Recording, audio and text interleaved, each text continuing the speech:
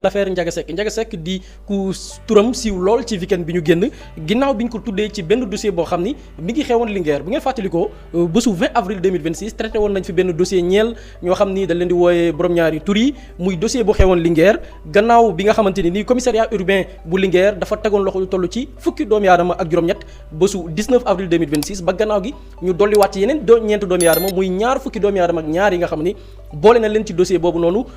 police dippee leen un réseau criminel organisé ndax lan leen di toppee jéggi na dayo lool ba dig buy division des investigations criminelles ñu déployé woon ko en renfort mu dem Linguère ngir xóotal enquête bi xool ndax am na ci yeneen ramification yoo xamante ni mënees nañ ko ci nemmeeku ñu leen doon toppee groupe boobu noonu muy réseau criminel organisé boobu mbootaayu def katu ñaawteef harcèlement sexuel maanaam di xupp nit ngir sëkk ak moom ci wàllum sëy incitation à la débauche di xirtal nit ki ci mbon diffusion d'images pornographiques di fësal ak nataal yoo xamante ni tegginewul waaye aussi acte contre nature muy mbiru borom ñaari tur yi mais également transmission volontaire du VIH ñoo xam ni ci seen coobarek bopp dañuy wàlle jàngoro ji nga xamante ni mooy VIH sida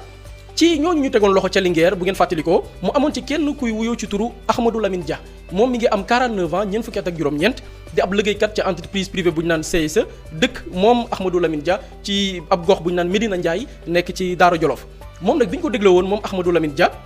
reconnaître na ni moom ci borom ñaari tur yi la bokk ci catégorie ñi ñuy woo yos maanaam góor ñi nga xam ni ñoom ñooy sàkku seeni moromu góor moom tamit ca la ko ci dugal nee na ab nit koo xam ni ma nga bawoo réew Cap-Vert di ab métis cap-verdien moo ko initié moo ko dugal ci mbiru borom ñaari tur yooyu waajooju di wuyoo ci turu Rodriguez laaj nañ ko itam ndax en dehors Rodriguez boobu noonu nga xamante nii nee na moo ko dugal ci biir mi am na ñeneen ñu mu jot a sekkal dëggal na ko ne am na yeneen partenaires yoo xam ne jot naa sekk ak ñoom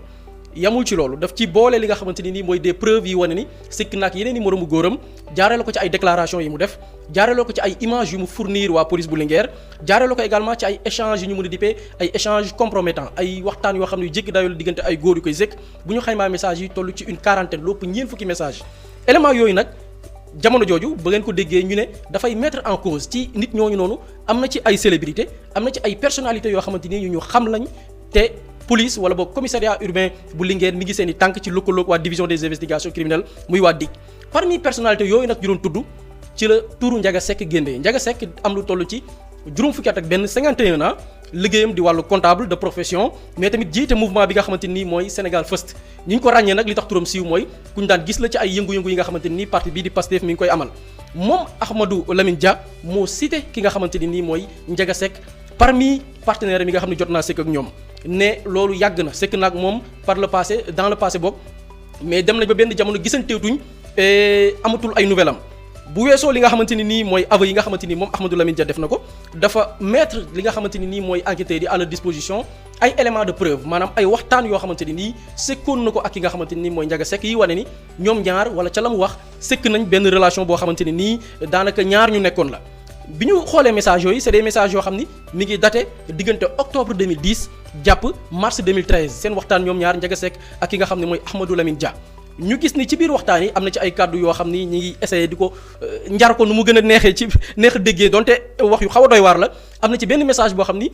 dafay wane ñaar ñoo xam ni jot nañu sekk ba ca ëllëg sa kenn ki di envoyé message moroom naan ko démb mbir mi xawoon na mucc ayib mu am ci beneen message boo xamante ni nii la muy wane mooy kenn ki di apprécier li nga xamante ni nii mooy partenaire am di ko apprécier ci cawarte ci li nga xamante ni mooy wàllum sëy am na ci beneen message boo xam ne la muy firndeel mooy ñaar ñoo xam ne sekkoon nañ ba gëj a gisee kenn ki naan sa morom namm naa leneen ak leneen ak leneen loo xamante ni xëy na neexut a dégg ciy kàddu enquête yooyu noonu à travers message yi nga xam ne jot nañ ko retracé diggante Ahmadou Lamine Dia ak kii di Ndiaga Seck di attesté wala di wan enquêteurs yi que ni ñii dañu sekkoon ab relation ndax waxtaan yi kat mi ngi war a am diggante ñaar ñoo xamante ni am na lu ñu jot a sekk ginnaaw éléments yooyu noonu muy des éléments techniques ci la ñu tegee loxo kii di Ndiaga Seck bésu aljuma yam ak fukki fan ak juróom 15 mai ci atum 2026 bii muy investigation yi nga xam ne waa division des investigations criminelles mëne nañ ko ba localiser kii di Ndiaga Seck ci benn gox bu ñu naan cité Petrosen fa lañ ko localiser bi ñu ko localiser ba pare bésu aljuma vers 14h ñu fekk ko ca barab ba mu nekk teg ko loxo te moment bi ñu koy teg loxo sax moom Ndiaga Seck mi ngi doon di waaj nekk ci waajtaayu dem Makka ba ñu ko yóbboo dig nag ci lañ ko yëgal li tax ñu teg ko loxo mooy moment bi ñu koy jàpp wala moment sax bi nga xam ne moom Ndiaga Seck mi ngi woon di vaquer à ses occupations dafa amoon lu ñuy woowe opposition de sortie du territoire maanaam dafa am gannaaw enquête yi nga xam ne commissariat urbain bu Linguère def nañ ko dañu jébbal police des frontières ne Ndiaga Seck bii bu leen ko bàyyi mu génn dëkk bi ci lañ ko yëgalee waa DIC yëgal ko boobu mi ngi Dakar gii xamal ko ni dafa am opposition de sortie dañ koy tere mu génn réew mi ci lañ ko jàppee acheminé ko yóbbu ko commissariat urbain bu Linguère bi nga xam ne ñoom ñoo hérité enquête boobu noonu ñoo koy mëne biñ ko jàppee nag déglu nañ ko moom Ndiaga Seck biñ ko dégloo tegal ko message ya tegal ko numéro bi nga xamante ni moom numéro am la moom Ndiaga Seck moom ci wàllu boppam weddiwul ni lii ay message am la lii téléphone portable am la moom moo ko bind. waaye la mu weddi mooy nee na la Ahmadou Lamine Dia wax ne sëkk naag moom lu bari yoon nee na loolu da ko weddi musul am ñoom ñaar musuñoo sëkk d'après Ndiaga Seck li mu wax. ginnaaw loolu def nañ lu ñuy woowee confrontation maanaam boole leen ñoom ñaar taaj leen ku ci nekk wax li nga xamante ni mooy sa version kii di Ndiaga Seck wëy di weddi waaye kii di Ahmadou Lamine Dia dafa persister dëggal ni ñoom ñaar xamante nañ daan nañ daje yàgg nañoo sëkk ay mbir li nga xamante ni nag mooy mbir ma muy Ndiaga Seck yamuñ ci loolu jël nañ ko dégluwaat ko ci yeneen yoo xamante ni nii ñeel na ndax dafa am ñeneen en dehors Ahmadou Lamine Dia bu dee ni am na daf ko sëkk nag yeneen góor biñ ko laajee loolu dafa ne yàgg na jot ay message ay nit yoo xamante ni dañ koy def ay proposition ngir sëkk ak moom te nee na loolu mi ngi am ginnaaw benn harcèlement daf ko sax tuddee harcèlement ne dañ ko wéy di ko harceler gannaaw ab soxna moo defoon benn vidéo ay jamono wax ni moom ki nga xamante ni nii mooy Ndiaga Seck ci borom ñaari tur yi la bokk ba tax muy recevoir ay messages yoo xam ne ay dañ koy harceler di ko envoyer ay messages yoo xamante ni mbiru sëy la biñ ko laajee nag yow ban réaction nga doon am mu ne daf doon waxtaan ak ñoom di dalal seen xel ngir génnee leen nee na d'après li mu wax ci mbir yooyu nga xamante ni nii ñoom ñi ngi ci doon nekk bi loolu weesoo nag ñoom ñi nga xamante ni ñooy waa DIC jël nañ li nga xam ne mooy téléphone portable am jébbal ko waa DC muy division spéciale de lutte contre la cybercriminalité ngir def lu ñuy woowee une investigation wala boog une exploitation technique par rapport ak téléphone portable am est-ce que li mu wax ni ay nit dañ ko doon proposer mu leen di rejeter wala boog di leen jéem a ñaax ngir ñu génn ci loolu ci mbir yooyu ndeem dëgg la am déet ginnaaw gi aussi loolu beneen pàcc la ci enquête bi am na beneen pàcc ci enquête bi muy wax naa ni en dehors mbiru mbootaayu def ko ñaawteef bi transmission volontaire bi dañuy seet gannaaw transmission volontaire boobu ndax nit ki dafa amee jàngoro ji nga xamante ni mooy sida bu ñu xoolee ki nga xam ne mooy Ahmadou Lamine Dia moom les résultats dafa wane ni il est porteur du virus maanaam dafa amee jàngoro ji kii di Ndiaga Seck nag ginnaaw bi ñu defee test yi gis nañ ni ces résultats dafa négatif maanaam gis nañ ni amul jàngoro ji nga xamante ni mooy sida teewul dinañ ko présenter devant le juge d'instruction mu caytu la nga xamante ni nii wala boog doyen des juges caytu li nga xamante ni mooy dossier bi nga xam ne moom Ndiaga Seck ñu ngi ko ciy toppee mbootaay def ko du ñaawteef acte contre nature maanaam góor goo xam ne dafay sëkk ak moroomi góoram waaye moom duguleet dafay fekki yeneen doomi aadama yi ma lim sànq te ñu tegoon leen loxo toll ci ñaar fukki doomi aadama ak ñaar ñi nga xam ni kii di doyen des juges bu tribunal bu Louga jotoon na leen placer mandat de dépôt depuis mois d'avril donc Ndiaga Seck dafay nekk ñaar fukki doomi aadama yu toftal ñett yi nga xamante ni nii bu dee ni doyen des juges daf ko placer mandat de dépôt selon les éléments yi nga xamante ni nii am nañ ko à leur disposition mais di fàttali ni yemul rek ci Ndiaga Seck enquête bi mi ngi wëy ba jamono ji may wax ak yéen am na ci lu toll ci fukki doomi aadama ak juróom-ñaar yoo xamante ni nii ñi ngi leen di wër am na benn avis de recherche boo xamante nii ñi nga xam ne ñooy commissariat urbain bu Linguère ñi koy mëne fukki doomi aadama ak juróom-ñaar yi nga xam ne ñi ngi ci ay secteur banqaas yu wute ñi ngi leen di topp di leen wër jamono ji ngir mën leen teg loxo ñu leen di toppee li nga xam ne mooy groupe boobilee wala dossier bi mbootaayu def ko tu ñaawteef harcèlement sexuel incitation à la débauche collecte de données à caractère pornographique diffusion d'images à caractère pornographique mise en danger de la vie d'autrui transmission volontaire du VIH mais aussi acte contre nature donc loolu la ñu mën a jàpp soxna Ramatoulaye par rapport à ce dossier ñeel ki nga xam ne mooy Ndiaga Seck. jërëjëf Boury am na solo ci leeral yi Pape Samba mu nekkat tamit beneen dossier boo xamante ni ginnaaw Pape Cheikh Diallo Djiby Dramé ak ki nga xamante ni moom mooy As Dione yaakaar naa Ndiaga Seck bokk na ci ñuy tudd ci borom ñaari tur yi ci dossier boo xamante ni jur na polémique bu rëy ci biir réew mi. Effectivement je pense que depuis week-end bi sax mën naa ne arrestation la boo xamante ni ça a fait beaucoup parler mais ça a fait beaucoup parler il faut le dire parce que doon nañ ko gis peut-être ci ay événement au Pastef doon nañu wax ni da doon revendiquer ay relations d'amitié avec le premier ministre Ousmane Sonko moo tax ñu gis coow li ci am yëpp nag déjà il faut qu'on parte du contexte et des faits c'est-à-dire que ci lan lañ ko jàppee mbirum góor jigéen dañ koy xeex Sénégal et tout le temps ñun dañ koy wax il faut qu'on sorte des hommes wala des personnes yi nga xamante dañuy bëgg personnifier le débat depuis le début par rapport ak arrestation yi quel a été le discours ñun boo xamante ni yàgg nañ ko tenir fii ci plateau bi que ce soit Pape Cheikh Diallo que ce soit Djiby Dramé ak ku mu mënti nekk ci biir réew mi que tu sois dans le gouvernement que tu ne sois pas dans le gouvernement nga nekk homme politique ak fépp foo mënti féete nañ la génnee ñëpp mën ko xam c'est-à-dire que loolu y a absolument rien de compliqué parce que mbirum góor jigéen amul koo xamante ni génnee nañ ko ci donc ak ku mu munti nekk ci biir réew mi si les gens trouvent que il y a effectivement des éléments probants mais dañ koy traiter ba pare dañ ci war a wax parce que la personne n'est pas importante mais c'est par rapport à l'acte bi mu nekk di commettre moom moo am solo donc débat bi ñu ci gis te loolu sax xëy na naa ci ñëw après bi ñu ci gis fan yi avec les manipulations ak yooyu c'est-à-dire que c'est même contradictoire ci ñi koy wax te loolu dinaa ci ñëw mais par rapport ak fait bi effectivement ce sont des faits extrêmement graves parce que ñu ngi ciy wax lépp lu nga xamante ne affaire mbirum góor jigéen mu ngi ci collecte de données yi nga xamante ne ñu ngi ko ciy tudd et c'est dans la même ligne ba bi ñu nekk di wax depuis le début c'est-à-dire que mbirum góor jigéen tous les secteurs boo dem ci société bi di nga ko fa fekk di nga ko fekk ci homme de médias yi di nga ko fekk ci homme de culture yi di nga ko fekk ci homme politique yi bépp secteur boo munti dem mais jàpp nañ fa ay nit ci mbirum religion c'est-à-dire que loolu loolu en fait c'est répandu fépp foo dem ci société bi di nga ko fa fekk et loolu nag moom mooy solos traque bi ñuy def parce que il faut dire les termes c'est une traque parce que gis naa week-end bi la présidente de l'Assemblée nationale en France def une vidéo pour parler d'une traque des homosexuels au Sénégal. Je pense que la présidente de l'Assemblée nationale en France a mieux à gérer dans son pays. Il faut d'abord gérer les dissensions internes qu'il y a au niveau de l'Assemblée nationale française et laisser aux autres pays la souveraineté de pouvoir légiférer selon leur société et leur culture. Ils ont mieux à gérer dans leur société. Gis nañ ñoom fan yi nga xamante ne wax yi ñu ciy wax naan c'est une traque mais effectivement ñun suñu réew mais c'est-à-dire que dañuy bañ mbirum góor jigéen looloo tax ñu dugal loi boo xamante ni dafay durcir les peines ci mbirum góor jigéen parce que suñu société moo mel noonu suñu société moo ko laaj ce n'est pas seulement une question de religion c'est aussi une question de société et de valeur képp ku ci mënti nekk dañ lay dem traité ji et c'est très important sax qu'on sorte des hommes politiques ne ci mbir mi lañ nekk parce que loolu lan lay wane c'est pas parce que tu es un homme politique que nit ñi dañ la nëbbal dinañ la làq-làqal ba kenn du wax ci penc mi ni effectivement yow yaa ngi ci mbirum góor jigéen ak ku mu mënti nekk que tu sois dans la magistrature que tu sois ci force de défense et de sécurité parce que am nañ ci benn cas am na benn gendarme buñ ci jàppoon feneen ak feneen ñu ngi ciy jàpp donc fépp foo mënti nekk dañ koy teg ci penc mi nit ñi xam ni nit kii mu ngi ci mbirum góor jigéen maintenant li nit ñi di débattre mooy par rapport à l'impact te foofu laay ñëw ci manipulation wala boog le traitement bi am ci fan yi xam nga malheureusement dafa am ñoo xamante ni dans ce pays c'est-à-dire que ñoom dañoo yàqamti Ousmane Sonko lépp lu jëm lu laale ci mbirum Ousmane Sonko rek ñoom ci ñoom am nañ benn lekk quoi boo xamante ni war nañu mën a wax mais ils sont même contradictoires avec eux-mêmes parce que tey jii ñoom tout le temps ku ñu jàpp pour le cas de Pape Malick Ndour dañu ne Ousmane Sonko moo ko jàppalu waaw bu dee Ousmane Sonko moom mooy jàppalu nit ñi ci biir réew mi kon moo jàppalu Ndiaga Seck logique pour logique bu dee moom mooy jàppalu kay kon moom moo jàppalu Ndiaga Seck et encore mieux ñu naan xaritu Ousmane Sonko mais qui a introduit la loi wala le projet de loi pour le durcissement des peines ce n'est pas Ousmane Sonko Ndiaga Seck ñan ñoo ko jàpp du gendarmerie ñoo ko jàpp waa DIC ñoo ko jàpp DIC ils émanent du ministère de l'intérieur bu doon yeneen régime yi fi nekkoon Ndiaga Seck kenn du ko jàpp parce que dañ naan dafa jege pouvoir bi mais il a été arrêté. mais loolu ndax dafay wudd que ni li fi woon dafa tàmbali di soppeeku ndax souvent am na yenn mbir yoo xamante ni buñ ciy tudd nit bu fekkente ni da nga bokk ci nguur wala nga jege rek yu ci bari dañ koy nëpp-nëppal. mais absolument c'est-à-dire que man j'aurais pu comprendre coow li bëri parce que ñoom ñu ngi ci doon wax naan waaw mbirum góor jigéen yi buñ ci duggee dinañ ci jàpp ñoo xamante ni parce que am na benn xaritu Ousmane Sonko boo xamante ni ñu ngi koy tudd ci mbirum góor jigéen waaye léegi jàpp nañ ko léegi yéen kay yéen li ngeen di jubilé da ngeen ci war a féliciter waale Ousmane Sonko parce que Ousmane Sonko moo dugal loi boo xamante ni permettre na nit ñi di topp mbirum góor jigéen yi ba enquêtes yi dem ci kooku nga xamante ni nee nañ xaritam la ba ñu jàpp ci xaritam te kenn protégé wu ko donc yéen ñoom li ñuy wax noonu yëpp dañ cee war a boole tàccuwaale Ousmane Sonko parce que Ousmane Sonko a fait preuve tey jii dem nit ki nga bokk ci man wala nga bañ a bokk ci man te boo gisee boo li ma ci gën a def ay ree ñu commencé génnee ay photo ne waaw Ndiaga Seck doon na participer ci ay affaire de Pastef saa yi fii ku ñu fi génneel say photo nga jommi de am na ñu fi jàpp fii mais franchement ils étaient avec des hommes politiques et il faut ñu génnee genre relation yooyu xam nga mu ngi mel ne tey nga ne As Dione jàpp nañ ko moom mu ngi woon ci mbirum xasida yi léegi tu remets en question ñëpp ñi doon toog ci kuréel boobu ne waa lan moo tax ngeen doon toog ak kooku te muy góor jigéen mais ñoom xamuñ ne góor jigéen la te bañ ko jàppee ñoom la njëkk métti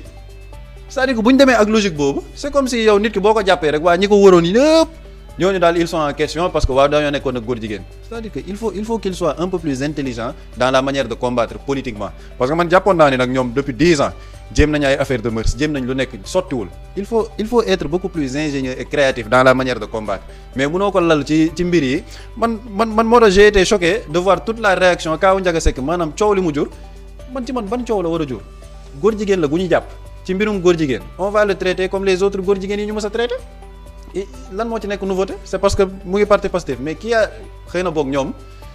ñoo jàpp Ousmane Sonko sanctifié ko jàppee Pastef benn parti boo xamante ne ay walliw rek a fa nekk nit ku mais saa yi biir Pastef du ay walliw kese ñoo fa nekk tout mouvement collectif boo xamante ne ay nit ñi ngi fa dina am ñoo xamante ne ay njublang lañ dina am ñoo xamante ne xëy na ñu ngi def ay tooxi doona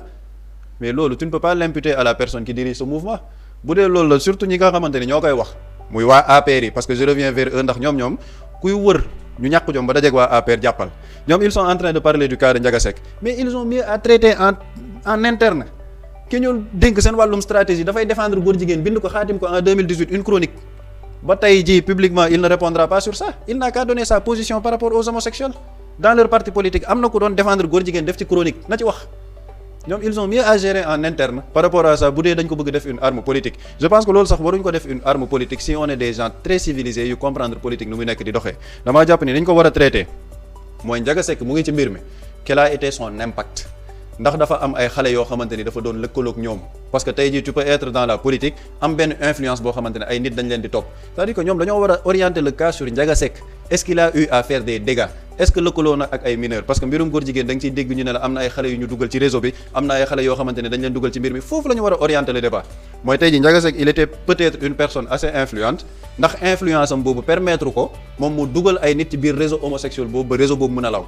voilà le questionnement bi nit ñi war a am par rapport au cas de Ndiaga Seck c'est-à-dire que man mu nekk xaritu Ousmane Sonko bañ a nekk xaritu Ousmane Sonko je ne vois même pas l'importance dans ce dossier gisuma ci sax lu ci nit war a débattre li nit ñi war a débattre mooy ces exactions nga xamante ne nit ñi dañ koy bañ sur le plan juridique sur le plan moral sociétal lépp sénégalais dañ koy bañ waa léegi Ndiaga Seck boobu au niveau des enquêtes nañu xool ramification yi fan la toll au niveau de ses partenaires ñaata partenaire la amoon gis nañ ñu ne écarté nañ la thèse de la transmission volontaire du VIH c'est un moindre mal maintenant nag par rapport ak yeneen yi nga xamante ne ñu ngi ko ciy toppee mu nekk ay infractions yoo xamante ne aussi ce sont des infractions lourdes ñu xool lan lañ ko ciy toppee pour xool réseau bi fan la tolloon à son niveau voilà le débat que les Sénégalais doivent poser par rapport au cas de Ndiaga Seck mais bu fekkee ne dañ ko bëgg indi dans un truc politique waaw kii da doon ànd ak Ousmane Sonko ànd na fi ak ay nit ñooñu ñu mujj gis ne ay workat lañ ànd na fi ak ay nit ñu mujj gis ne nit ñooñu ay détourneurs de deniers publics lañ ànd na fi ak ay nit ñu gis ne nit ñooñu mujj nañ nekk ay sàcc c'est-à-dire que loolu c'est pas nouveau quoi c'est pas nouveau nit mën nga di ànd ak ay nit ñuy def ay tooxi doona mais c'est pas imputable à ta personne te tey jii tamit bu ñu ñëwoon ñu ne Ousmane Sonko mu ngi ci ay mbirum détournement de deniers publics wala mbirum sàcc dañuy toogaat fii traité ko ne Ousmane Sonko mu ngi ci lii il faut que nit ñi am benn ñu décomplexer les mentalités par rapport à ça képp ku ñu munti jàpp ak koo munti nekk les gens vont traiter le cas de manière factuelle et loolu il faut préciser de manière factuelle maanaam mbir mi yow lan lañ la ciy toppee ban impact la am au niveau de la société ñan nga nekkaloon en relation bay def mbir mi parce que ñu ngi naan message yi ñu ngi koy traité depuis longtemps depuis 2013 diggante 2013 ba 2026 ban impact nga am ci mbirum góor jigéen ak ñan nga ci jot a lëkkalool bu ñu defee track boobu noonu yépp nag xool investigation yooyu képp ku bokkaat ci message yi ñu xëcc jàpp c'est-à-dire que Ndiaga Seck il faudra le faire parler comme on a fait parler tous les autres maintenant nag xam nga dañoo nekk ci benn réew moo xamante ne benn waay moo nekk France nekk un fugitif addunaam yépp mu nar ko c'est-à-dire que koo xamante ni dafa nar addunaam yëpp daf ko nar jombul nar ci boppam jombul nar ci jabaram jombul nar ci doomam moom addunaam yëpp ci loolu la ko concentré bu dee kooku nag moom mooy génn wax narati am ay nit yu bëgg ci topp ne waaw léegi dañuy xeexee loolu Ousmane Sonko ñoom loolu ça les engage personnellement au niveau de leur morale ak seen intelligence fu mu toll xëy na ñoom foofu lañ toll ci niveau d'intelligence mais par rapport ak xeex bi je crois que lii c'est une très bonne nouvelle même et ça montre que ak foo munti bokk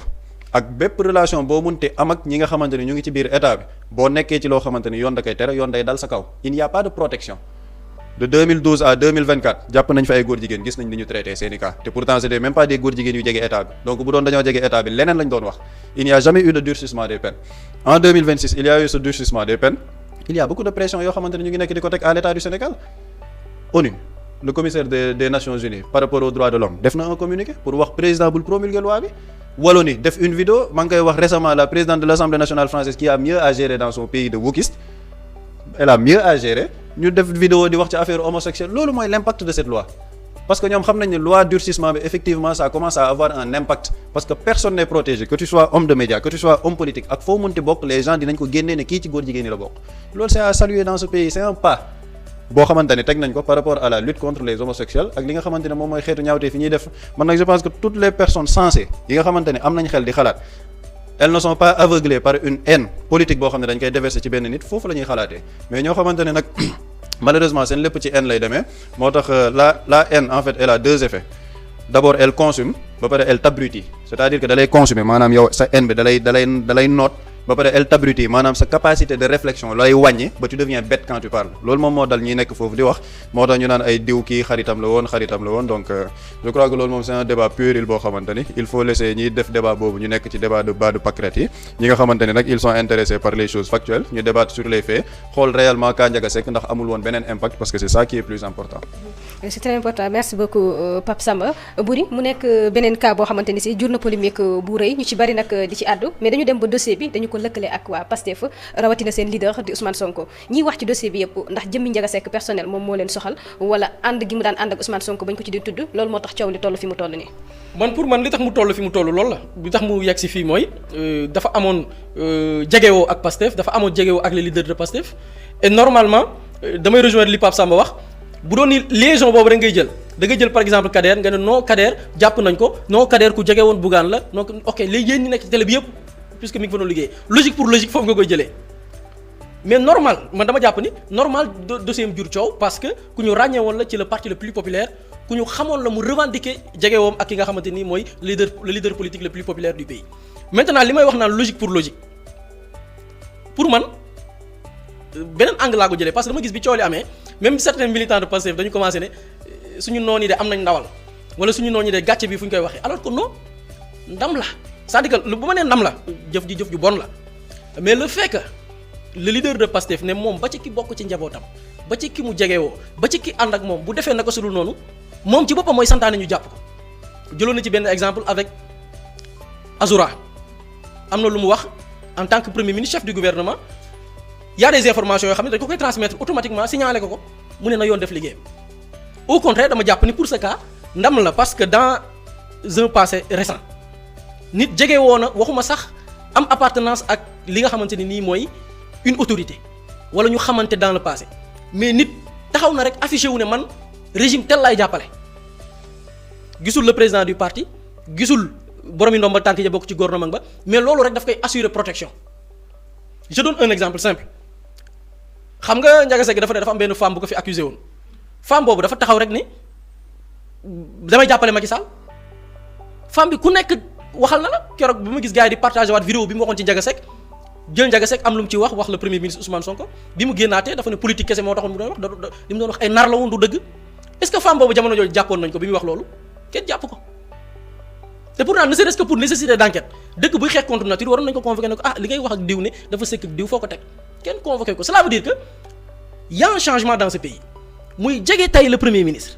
wala di afficher un soutien jëmale ci pouvoir bi assurer la une garantie c'est-à-dire que boo defee naka sulul noonu ce dossier dañ koy traiter comme tous les autres sénégalais tey avec le cas de Ndiaga Seck son dossier ñun fa lañ doon am xel mu tey mooy ñu ne son dossier mi ngi jib ñu koy ndëppal bi ñu ko jàppee xam lu ñu ko wax da nga am une opposition de sortie du territoire fii Sénégal nit taxaw na fi saaga toute une communauté ñu jàpp ko libéré ko defal ko visa na ko génnal dëkk bi daaw am na fii Sénégal on te dit que Ndiaga Seck bi ñu ko jàppee dañ ko ne yow commissariat urbain bu Linguère def nañ seen enquête gis ni ci mbir mii dañ la ciy tudd ba tax ñu émettre benn mandat boo xamante ni nii dañ ko envoyé à la police des frontières pour que doo génn dëkk bi yow dañu waxante dëgg lii dans une époque fii au Sénégal du am au contraire da lay jéem a sax rawale te gëm naa ne man boog li ma gëm renseignement boobu noonu le premier ministre ñàkkul xam na ko en tant que chef de l'administration parce que police Pape Samba dafa souligner benn liaison bu am solo police mi ngi tënku ci ministre de l'intérieur kenn moo diriger ministre de l'intérieur Bamba Cissé ku ko xam-xam ko sa proximité avec Ousmane Sonko ñàkkul ni sax xëy na yëg na dossier bi mais na yoon def liggéeyam bu ñu ko waree jàpp nañ ko jàpp bu ñu ko waree enquête nañ ko enquête bu dee ni moom à travers réseau boobu mu bokk il a fait des dégâts parce que dossier bi nga xamante ni moom la ñu jàppee Ndiaga Seck bu Linguère bi mooy xale bi ma doon wax te mu am 17 ans ñu ko doon harcelé am ko doon harcelé di ko woo pour mu sëkk ak xale bi ci même dossier boobu la c'est le même dossier il va falloir nag maintenant enquêter ci est-ce que moom Ndiaga Seck son implication il a fait des dégâts comme ñenn ñi ni ñu ko doon defee recruter sëkk ak ay nit loo xam ne loi da koy tere mais aussi dossier bi ñu ngi ciy parler de mineurs donc toute cette implication là il va falloir ñu rechercher ko pour man enquête bi foofu lañ ko war pour man le débat c'est ça leneen lu ñuy wax man dama jàpp ni bi ma gisee waa militant Pastef fi naan xamuñu lu ñuy wax waa koñ baag suñu noonu mais dama ne mais lii seen yéen lii daf leen yëkkati lim leen yëkkatee mooy dafay wane ni fii réew mi amatul protection mbubboo ni diw sama xarit la jaar na ak diw fii wala parti bi la affilié maa ngi soutenir le gouvernement maa ngi soutenir le premier ministre génneewu la ci boo defee lu yoon di aaye yoon dafay dal sa kaw donc je pense que tout ce bruit là bi tourne autour ce n'est que pour man politique la et puis et c'est malheureux aussi pour man war nañ politiquer d'une autre manière boo xamante ne nii du ñu jël ay nan laa ko mën a tuddee automatiquement nga créer des raccourcis yoo xamante ni jàpp nga ni lii gain politique la war a nekk au contraire dama jàpp ne du gain politique bu ñu gagné au contraire bu amee ki ci gagné dans ce dossier là c'est Ousmane Sonko parce que moo fi taxawoon ne képp ku takk ci moom ñu tudd la ci ay mbir kaso nga jëm moom nii la ko waxee sax kuñ ci tudd moo xam ay détournement yu ni mel kaso nga jëm tey gis nañ ni koo xamante ni jege woon nañ ñoom ñaar man seetaan naa Ndiaga Seck boobu noonu benn vidéo mu def des témoignages sur Sonko nga xam ni nit yu jege woo la ñu xamante lañ kooku nga xam ne kon sori na ci moom xëy na ni mu xaritoog moom sax peut-être xaritoowu ko ak ñeneen sax ñu bokk biir Pastef yor ay responsabilités dans ce pays teewul waa jooju bi ñu ko tuddee ji dañ ko jàpp dañ ko kaso bi mu waree génn ne dafay dem Makka dañ ko ne saa waay da nga am opposition de sortie doo génn dëkk bi lii c'est une rupture la buy wane ni réew mi kenn protégé tu fi kenn lu waay di def na leer et parce que amul tey une autorité boo xamante ne mën na teg veto ba duñu la teg loxo et je pense que loolu mooy la leçon à retenir beneen bi muy biiru borom ñaari tur yi dañ koy réprimer tey képp kuñ ci jàpp la yoon wax nañ ko def la war ca enquête ya sëgëm yow da nga doon def leneen loo xam ne am na njeexital ci ay mineurs ci d'autres sénégalais ñu càmbar ko la ñu war a teg yow ci ay daan ñu teg la ko et je pense que c'est ça qui est le plus important. pour ak ñi wax ni xaritu Ousmane Sonko la daf ko jege woon est-ce que tamit xaritoog Ousmane Sonko tax na moom Ousmane Sonko xam li Ndiaga Seck doon dugg lépp tamit aussi. dama gis benn waaye def benn post mu ne gis nga ñi ñuy tudd ci mbiru borom ñaari tur yi mais lëndëm nañ lëndëm goo xam ni mun nañ xaritoog yow nekk ak yow ngeen di fréquenté ngeen bokk même milieu bi ngeen di fréquenté doo xam ne kii diw la. am na ñu fi jàpp fii ñu bari ñoo xamante nii bi leen jàppee loxo dafa daar gémmiñ am na ci ñoo xam ne ci ay hommes de médias ñi nekk ci ay secteurs yow buñ la ko waxee doo ko gëm te pourtant am nañ ay collègues am na ñu doon liggéey buñ leen ko waxoon duñ ko gëm mais bi gën a flagrant mooy nit ñoo xamante nii mais imagine koo xamante nii ci mbiru diine lay yëngu la mu doon def ña mu bokkal kuréel la wala na mu bokkal li nga xamante nii mooy mbootaay boo leen ko waxoon avant dossier bii di jib ñu ne leen diw mën nañ ko tudd ci biir mais duñ la gëm peut-être sax ñu xeex ak yow kan moo ko xalaat donc jegewoo ak nit yow Aminata nga xam nit nga yor contrat gam ñu koy tudd ci ay mbir engagé wu la parce que la muy def dans sa vie privée lañ naan dama gis benn waay bu ko commenté wax ko ne nit yàlla rek moo xam nit yàlla rek moo xam nit lim la mën a war rek ngay jàpp ci moom xam nga waa ji bi ñu koy jàpp lan la wax dafa ne dafa doon dem màkk gërëm dama gis xam ku ne ñi ñuy tudd ci borom ñaari tur man xaw ma la ma lu ñu bëgg màkka dañ koy jàpp mu ne damay waaj a dem màkka yow léegi imaginer koo xam ni yéen a ngi nekk au quotidien waxtu julli du ko raw xëy na sax yow nga xaw a sàggan ci julli mais moo la gën a fonk julli téeméeri junni yoon te dinaan julli sax dafay raxas xol daf lay génnee ci mbon bu dëggoo bu wér nga gis Aminata nit ki boo wooree mu woor xëy na sax moo la dàq woor dafay gunge koor di gatandu koor Aminata nga yor alal yow nga ne pareegu ma pour dem màkka moo la dàq dem màkka day umra day aji màkka ñu koy woowee alaaji wala ajaa Aminata kii ku la yee ci guddi ne la kii ci lii doo ko gëm moo tax waa ji ne nit suñu borom rek moo ko xam nit la lëndëm et malheureusement man dama jàpp ni ce dossier comme j'ai l'habitude de le dire nekkuñ lu dul ci début dossier bi on parle de célébrité on parle d'acteurs yi nekk dans divers secteurs xam nga on parle de 17 personnes yi ñuy topp yi nga xam ne ñu ngi dans différents secteurs dossier bi man amul dossier bi dara mënut dama am ko doon waxtaanal ma ne ko man de dossier bi dara du ma ci choqué lu ma ci dégg c'est xaw ma ëllëg ni muy mel de mais lu ma ci dégg du ma choqué parce que ku ne mën nga ko ci dégg parce que am na ñu ciy tudd tey ku la yeewoon démb ne la ñii ci lañ doo ko gëm et je pense que li ci am solo mooy enquête bi dem jusqu'au bout képp kuñ ci tudd ñu topp la topp yawar daan yi nga xamante ni tey moom la ñu prévoir suñu dëkk muy durcir les peines ba képp ku ko def xëy na nga mën a tëdd 10 ans te juge bi ñu tënk ko ci loo xamante ni yow du loo daan lu yées juróomi at